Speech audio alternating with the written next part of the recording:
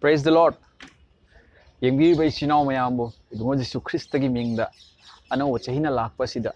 nungairaba fajaraba yaifa paujel pijari ngasi isinau singi mafamda mapui bui wahai khradang share taujage encourage taujaningi madudi mapui bui wahai pauro pandup ama pada manga dagini pauro pandup ama pada manga sai pajarake pauro pandup ama pada manga sumaina haidna lei asingba mina tagani amasung haiba hengatkani wakhal taba mina asingba pautak phangjagani chinau sing wahai asida yauriba tagani asingba mina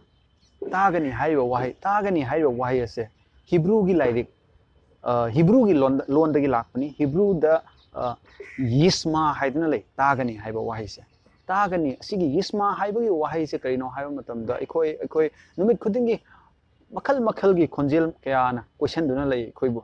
ekoi uche khongbagi khonjel angang kapagi khonjel mi nokpagi khonjel gari thobagi khonjel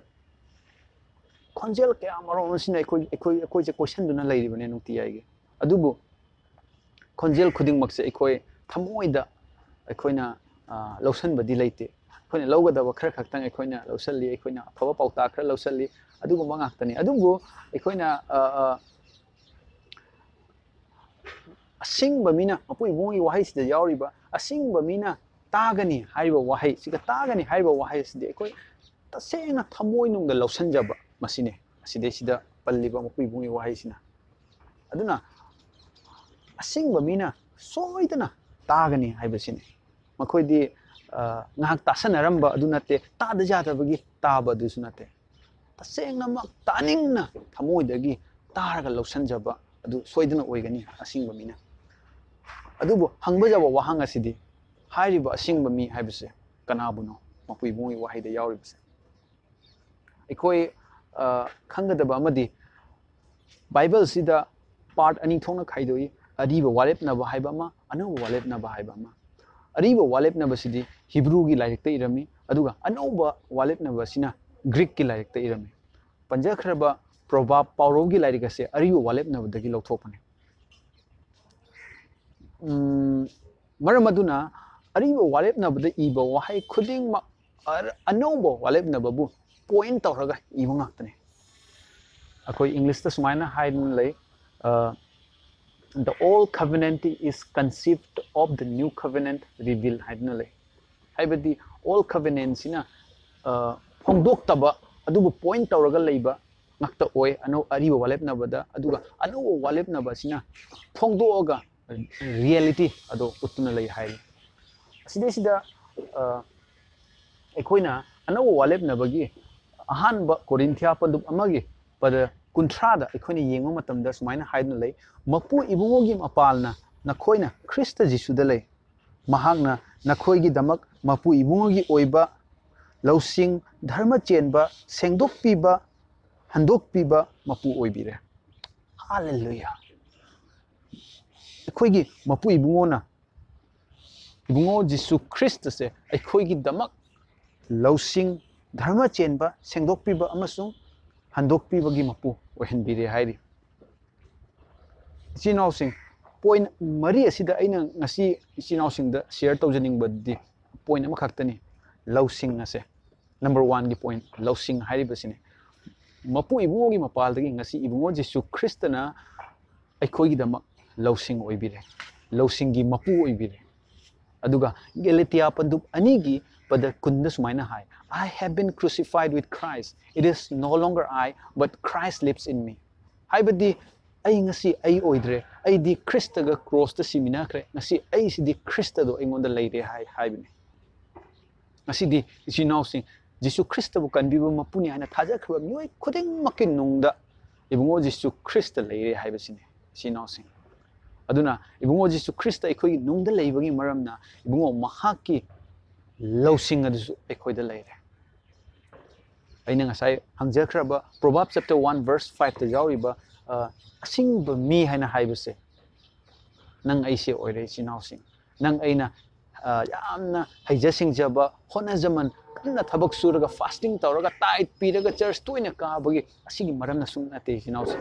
cham cham ne ibungo Jesu Christ bu kan biba mapuni haina he thaja khiba mikupta ibungo Jesu Christ na haki nung da leirable ibungo Jesu Christ na sarga gi oba lausing ado oibagi maramna ngasi nang aisu lausing leiba asingba mi ado ibungo mahakna aikhoibu lausing leiba mi amani haidna aikhoibu ubiri aikhoibu sinthabiri sinausi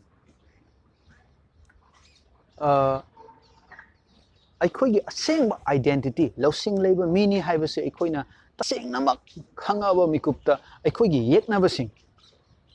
ꯐꯠꯇꯕ ꯂꯥꯏ ꯐꯠꯇꯕ ꯊꯋꯥꯏꯁꯤꯅ ꯑꯩꯈꯣꯏꯕꯨ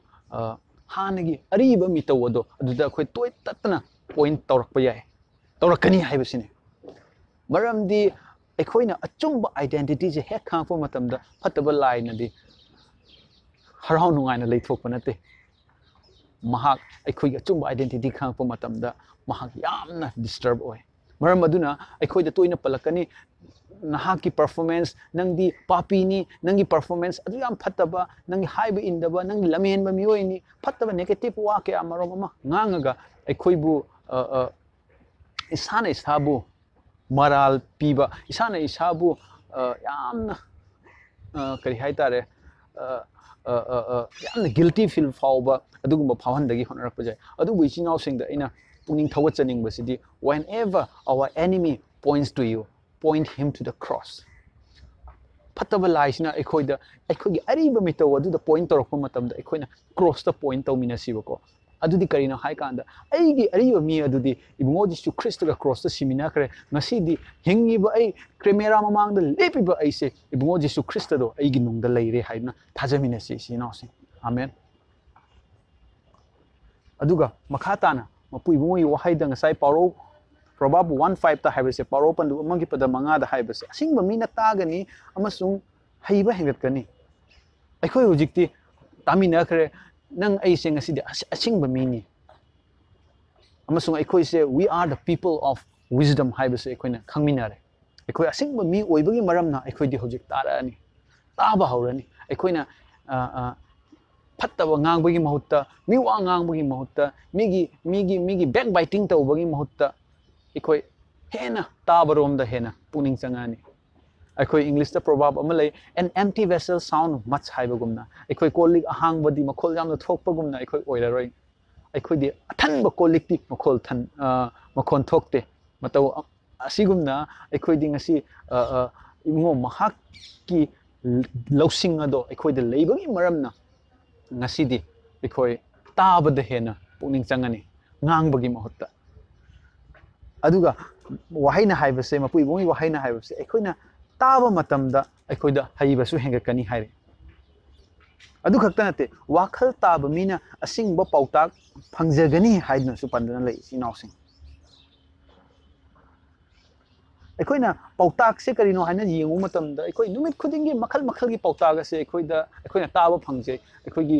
ꯏꯃꯨꯡ ꯃꯅꯨꯡꯒꯤ ꯄꯥꯎꯇꯥꯛ ꯑꯣꯏꯒꯦꯔꯥ ꯑꯩꯈꯣꯏꯒꯤ ꯃꯔꯨꯞꯁꯤꯡꯒꯤ ꯄꯥꯎꯇꯥꯛ ꯑꯣꯏꯒꯦꯔꯥ ꯑꯩꯈꯣꯏꯒꯤ ꯆꯔꯆꯀꯤ ꯃꯦꯝꯕꯔꯁꯤꯡꯒꯤ ꯄꯥꯎꯇꯥꯛꯄꯨ ꯑꯣꯏꯒꯦꯔꯥ ꯄꯥꯁꯇꯔꯒꯤ ꯄꯥꯎꯇꯥꯛꯄꯨ ꯑꯣꯏꯒꯦꯔꯥ ꯁ꯭ꯀꯨꯜꯗ ꯀꯣꯂꯦꯖꯇ ꯑꯣꯖꯥꯁꯤꯡꯒꯤ ꯄꯥꯎꯇꯥꯛꯄꯨ ꯑꯣꯏꯒꯦꯔꯥ ꯄꯥꯎꯇꯥꯛ ꯃꯈꯜ ꯃꯈꯜꯒꯤ ꯄꯥꯎꯇꯥꯛ ꯀꯌꯥ ꯃꯔꯨꯝ ꯑꯩꯈꯣꯏꯅ ꯇꯥꯗꯨꯅ ꯂꯩ ꯄꯥꯎꯇꯥꯛꯁꯤꯡꯗꯨꯒꯤ ꯃꯔꯛꯇ ꯀꯔꯝꯕꯅ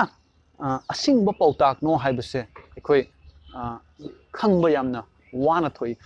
ꯃꯔꯝ ꯑꯗꯨꯅꯅꯤ ꯃꯤ ꯀꯌꯥ ꯃꯔꯨꯝ ꯑꯃ ꯌꯥꯝꯅ ꯁꯤꯡꯉꯦ ꯍꯩꯔꯦ ꯍꯥꯏꯅ ꯂꯩꯔꯝꯕ ꯃꯤꯁꯨ ꯑꯗꯨꯝ ꯃꯈꯣꯏꯒꯤ ꯀꯦꯔꯤꯌꯔ ꯃꯥꯡꯊꯔꯛꯏꯕ ꯔꯤꯂꯦꯁꯟꯁꯤꯞꯇ ꯃꯥꯡꯊꯔꯛꯏꯕ ꯈꯠꯅ ꯆꯩꯅꯕ ꯊꯣꯛꯂꯛꯄ ꯇꯞꯅ ꯇꯞꯅ ꯃꯈꯣꯏꯒꯤ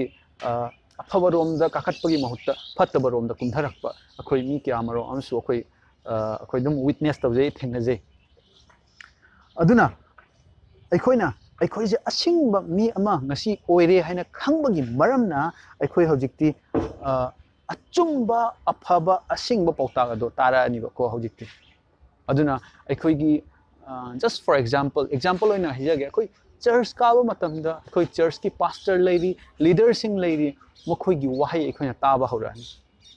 ꯃꯈꯣꯏꯗ ꯍꯪꯒꯠꯅ ꯋꯥ ꯉꯥꯡꯕꯒꯤ ꯃꯍꯨꯠꯇ ꯃꯣꯏꯒꯤ ꯋꯥꯍꯩ ꯑꯗꯣ ꯑꯩꯈꯣꯏꯅ ꯇꯥꯕ ꯍꯧꯔꯛꯑꯅꯤ ꯄꯥꯁꯇꯔꯒꯤ ꯋꯥꯍꯩ ꯑꯩꯈꯣꯏꯅ ꯇꯥꯕ ꯍꯧꯔꯛꯑꯅꯤ ꯑꯩꯈꯣꯏ ꯆꯔꯆꯀꯤ ꯂꯤꯗꯔꯁꯤꯡꯒꯤ ꯋꯥꯍꯩ ꯑꯩꯈꯣꯏꯅ ꯇꯥꯕ ꯍꯧꯔꯛꯑꯅꯤ ꯑꯍꯟꯁꯤꯡꯒꯤ ꯋꯥꯍꯩ ꯑꯩꯈꯣꯏꯅ ꯇꯥꯕ ꯍꯧꯔꯛꯑꯅꯤ ꯇꯥꯕꯁꯦ ꯏꯆꯝ ꯆꯝꯕ ꯅꯠꯇꯦ ꯉꯁꯥꯏ ꯍꯥꯏꯖꯈꯤꯕꯒꯨꯝꯅ ꯊꯃꯣꯏꯗꯒꯤ ꯇꯥꯕ ꯍꯧꯔꯛꯑꯅꯤ ꯇꯥꯅꯤꯡꯅ ꯇꯥꯕ ꯍꯧꯔꯛꯑꯅꯤ ꯑꯩꯈꯣꯏ ꯂꯧꯁꯟꯖꯕ ꯍꯩꯔꯅꯤ ꯍꯧꯖꯤꯛ ꯑꯩꯈꯣꯏ ꯋꯥ ꯌꯥꯝ ꯉꯥꯡꯕꯒꯤ ꯃꯍꯨꯠꯇ tabana hengalani haibasine sinause aduga ekoi romeo pandu taragi padatrat da kuni yengwo matam da su ekoina taba matam da thajaba hengatli haidna le sumaina hai english da faith comes by hearing the words of Christ haidna jisu Christ gi wahai taraga ekoi gi thajaba hengalai taba gi pangal se kyamu yamna lei haibasine sinause aduna ngasi ekoina taba matam da asingba migi pautak sing taba matam da su ekoi da asingba se hena hengalai aduga si khakta natana asingba mina tagani su amu hairi asingba mi se nang ai oire ngasi sinau sing aina tabagi maramda asingba mi oigani haijabana chade asingba mi oibagi maramna nang aina ngasi tagadoribane adu khakta natana ekoi ahanba korinthia pandu tarukki ahanba korinthia pandu anigi pada tratuk tasu asumna haidna lei nang aingonda Christ gi pukning ado ekoi da leire haiduna maram aduna ekoi di asingba pautak ado ekoi hojik taba haurani maram di Christ gi pukning do ekoi da leibagi maram nai sinausi maru oina ekoi gi lakliba ano chahi asida sinausing da ina khanganjaning ba adudi lakliba chahi 2021 asidi ekoi tabagi chahi oimina si sinausi aigi nuksi jarbai sinausing ekoi migi fataba ngang roisi ekoi negative wa ngang roisi ekoi hena tabda puning changmina si sinausi thapoi dagi lausan jasi harauna tamina si taning na tamina si ekoi na ngang thokpa matam da su ekoi na taseng na puning dagi tarakpa matam da ekoi na wa ngang pa matam da thaujal chenba wa haina thangani sinausi